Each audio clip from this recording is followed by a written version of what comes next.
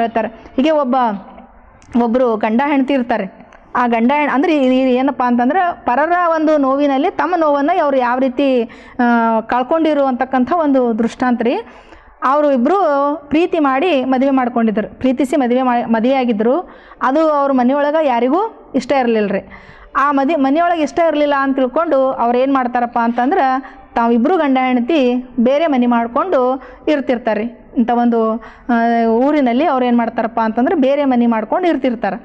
ಆ ಬೇರೆ ಮನೆ ಮಾಡ್ಕೊಂಡು ಪಾಪ ಅವರು ಸುಖವಾಗಿ ಕಾಲ ಕಳಿಬೇಕು ಅಂತಕ್ಕಂಥ ಒಂದು ಇದ್ರೊಳಗೆ ವಿಧಿವಶಾತ್ ಏನೋ ಗೊತ್ತಿಲ್ಲ ಆ ಗಂಡ ಏನಾಗಿದಪ್ಪ ಅಂತಂದ್ರೆ ಹೀಗೆ ಒಂದು ಆಕ್ಸಿಡೆಂಟಲ್ಲಿ ಆತ ಮರಣವನ್ನು ಹೊಂದುತ್ತಾನೆ. ಆ ಮರಣ ಹೊಂದಿದಾಗ ಪಾಪ ಆಕೆಗೆ ಏನೂ ಗೊತ್ತಿಲ್ಲ ರೀ. ಆಕೆಗೆ ಹೊರಗಿನ ಪ್ರಪಂಚನೇ ಗೊತ್ತಿಲ್ಲ. ಈಗ ನೋಡಿ ಹೆಣ್ಮಕ್ಳು ಇನ್ನೂ ಸಹಿತ ಕೆಲವೊಬ್ಬರು ನಾವು ಮನ್ಯಾಗ ಅಡುಗೆ ಮಾಡಿಕೊಂಡು ಇರೋದಷ್ಟೇ ನಮಗೆ ಗೊತ್ತದ ರೀ. ಕೆಲವೊಂದು ವ್ಯಾವಹಾರಿಕ ಜ್ಞಾನ ಹೆಣ್ಮಕ್ಳಿಗೆ ಯಾರಿಗೂ ಗೊತ್ತೇ ಇಲ್ಲ. ಇನ್ನೂ ಕೆಲವೊಬ್ಬರು ನಮಗೆ ಹೊರಗೆ ಹೋಗ್ಲಿಕ್ಕೆ ಅವರು ಬಿಟ್ಟರೂ ಸಹಿತ ನಾವು ಏನು ಮಾಡ್ತೀವಪ್ಪ ಅಂತಂದ್ರೆ ಎಲ್ಲಪ್ಪ ಅಂತ ತಿಳ್ಕೊಂಡು ನಾವು ಮನೆ ಕೆಲಸ ಇಷ್ಟಾದ್ರೆ ಸಾಕು ಅಂತ ತಿಳ್ಕೊಂಡು ಅಷ್ಟೇ ಅಡುಗೆ ಮನೆಗೆ ಸೀಮಿತ ಆಗಿ ನಾವೇನು ಮಾಡ್ತೀವಿ, ಹೊರಗಿನ ಪ್ರಪಂಚವನ್ನೇ ನಾವು ನೋಡ್ದೇನೆ, ಹೊರಗಿನ ಜ್ಞಾನ ನಮಗೆ ಸಿಗದೇನೆ ನಾವು ಏನು ಮಾಡ್ತೀವಪ್ಪ ಅಂತಂದ್ರೆ ಅಲ್ಲೇ ಇರ್ತೀವಿ. ಆ ಮನೆಯೊಳಗೆ ಪಾಪ ಆತ ತಂದು ಏನು ಹಾಕ್ತಿದ್ದ ಊಟ ಮಾಡಿ ಅಷ್ಟೇ ಅವರು ಕಾಲ ಕಳೀತಿದ್ರು. ಹಠಾತ್ತಾಗಿ ಪಾಪ ಮರಣ ಹೊಂದಿದ. ಆಕೆಗೆ ಏನಾಯಿತು ಅಂತಂದ್ರೆ ಆ ಒಂದು ಪ್ರಪಂಚನೇ ಆಕೆಗೆ ಮೈಮೇಲೆ ಬಿದ್ದಂಗೆ ಆಯಿತು. ಈಗ ಹ್ಯಾಂಗಪ್ಪ ನನ್ನ ಮುಂದಿನ ಜೀವನ ಅಂತ ಆಕೆ ಭಾಳ ಯಾಕಡೆ ಅತ್ತಿ ಮಾವರು ಇಟ್ಕೊಳಕ್ಕೆ ತಯಾರಿಲ್ಲ, ಆ ಕಡೆ ತಂದೆ ತಾಯಿನೂ ಅವ್ರಿಗೆ ಸೇರಿಸ್ಕೊಂಡಿದ್ದಿಲ್ಲ. ಹೆಂಗೆ ಜೀವನ ಮಾಡಬೇಕು? ಭಾಳ ಶ್ರೀಮಂತರಿದ್ರು. ಆ ಶ್ರೀಮಂತಿಕೆಗೆ ಏನೂ ಅವ್ರಿಗೆ ಕೊರತೆ ಇರಲಿಲ್ಲ, ದುಡ್ಡಿಗೆ ಕೊರತೆ ಇರಲಿಲ್ಲ, ಯಾವುದಕ್ಕೂ ಒಂದು ಕೊರತೆ ಇರಲಿಲ್ಲ ಅವರಿಗೆ. ಭಾಳ ಶ್ರೀಮಂತರಿದ್ದರು. ಆದರೂ ಹೆಂಗಪ್ಪ ಜೀವನ ಮಾಡ್ತಕ್ಕಂಥದ್ದು ಒಂದು ಏನಪ್ಪ ಅಂದ್ರೆ ದೊಡ್ಡ ಸಮಸ್ಯೆಯಾಗಿ ಕಾಡಿತ್ತಕ್ಕಿಗೆ. ಆ ಗಂಡು ಸತ್ತ ಮೇಲೆ ಆಕೆ ಪಾಪ ಆ ಒಂದು ರೂಮ್ ಬಿಟ್ಟು ಆಕೆ ಹೊರಗೆ ಬಂದಿದ್ದಿಲ್ಲ. ಬರೀ ಆಕಿನ ಕೆಲಸ ಏನು, ಬರೀ ಮುಂಜಾನೆ ಹಿಡಿದು ಸಂಜೆ ತನಕ ಕಣ್ಣೀರು ಹಾಕೋದು, ಅಳ್ಕೋತ ಕೂಡೋದು ಅಷ್ಟೇ. ಗಂಡನ ನೆನಪು ಮಾಡ್ಕೊಂಡು ಅಳ್ಕೋತ ಕೂಡೋದು ಅಷ್ಟೇ ಆಕಿನ ಜೀವನ ಆಗಿತ್ತಂತ.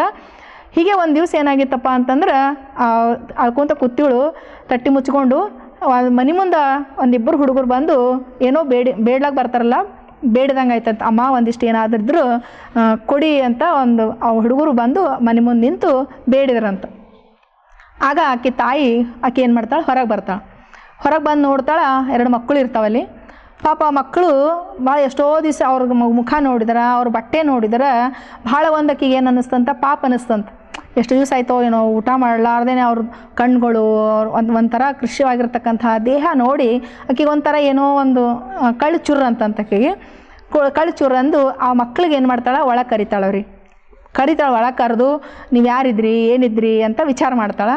ಆಗ ಮಕ್ಕಳು ಹಿಂಗೆ ನಮಗೆ ತಾಯಿ ಇಲ್ಲ, ತಂದೆ ಇಲ್ಲ, ನಾವು ಬಡವರಿದ್ದೇವೆ ಅಂತ ಅಂದರೆ ನೀವು ಮತ್ತು ಬಡವರಿದ್ರಲ್ಲ, ಮತ್ತು ನಿಮ್ಮ ತಾಯಿ ತಂದೆ ಏನಾದ್ರೆ ಹಿಂಗೆ ತಾಯಿ ತಂದೆ ಸಣ್ಣಗಿದ್ದಾಗೆ ತೀರ್ಕೊಂಡಾರ, ಮತ್ತು ನಮ್ಗೆ ಶಾಲೆಗೆ ಹೋಗ್ಬೇಕಂತ ಆಸೆ ಅದ, ಆದರೂ ಸಹಿತ ನಮಗೆ ದುಡ್ಡಿಲ್ಲ, ಶಾಲೆಗೆ ಹೋಗ್ಬೇಕಾದ್ರೆ ಫೀಸ್ ಕಟ್ಲಕ್ಕ ನಮ್ಮ ಹತ್ರ ದುಡ್ಡಿಲ್ಲ ಹಿಂಗಂತ ಪಾಪ ಹೇಳ್ಕೊಂಡಾಗ ಆಕಿ ಅಂತಾಳೆ, ನನಗಿಷ್ಟೆಲ್ಲ ಅದ, ಆದರೂ ಸಹಿತ ನನಗೆ ಸುಖ ಇಲ್ಲ, ಶಾಂತಿ ನೆಮ್ಮದಿ ಇಲ್ಲ.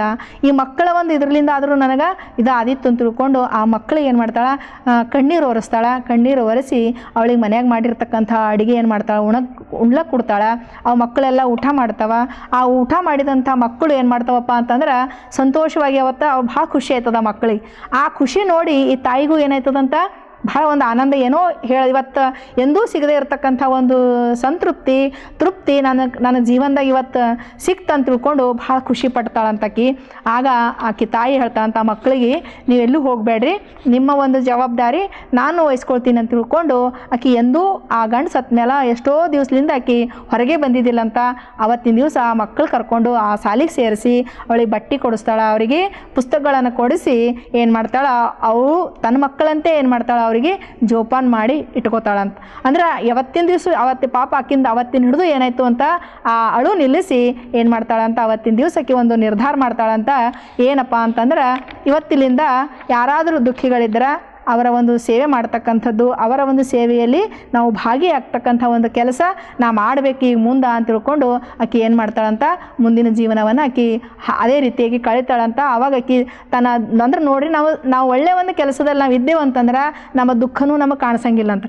ಇಂಥ ಒಂದು ಸಂಘದಲ್ಲಿ, ಶರಣರ ಸಂಘದಲ್ಲಿ ಅಥವಾ ಒಳ್ಳೆಯ ಸತ್ಕಾರದಲ್ಲಿ ನಾವು ತೊಡಗಿಸ್ಕೊಂಡಾಗ ನಮ್ಮ ದುಃಖನೂ ಸಹಿತ ಏನಾಗ್ತದಂತ ಅಲ್ಲಿ ದೂರ ಆಗ್ತದ.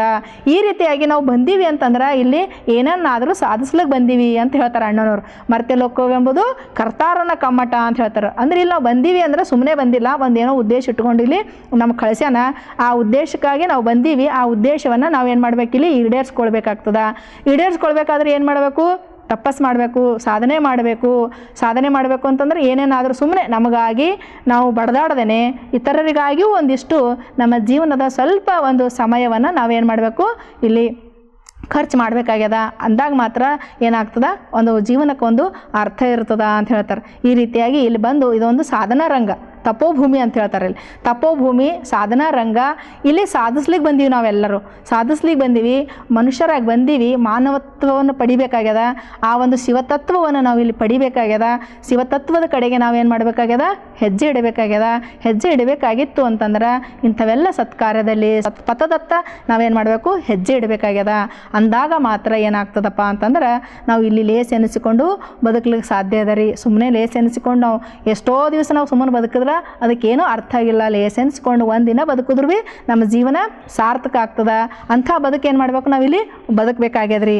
ಅಂಥ ಒಂದು ಸಾರ್ಥಕ ಜೀವನ ನಮ್ಮೆಲ್ಲರದ್ದು ಆಗಲಿ ಅಂತ ತಿಳ್ಕೊಂಡು ಆ ಗುರು ಬಸವ ತಂದೆಯಲ್ಲಿ ಪ್ರಾರ್ಥಿಸುತ್ತಾ ನನ್ನ 2 ಮಾತು ಮುಗಿಸ್ತೀನಿ. ಶರಣ.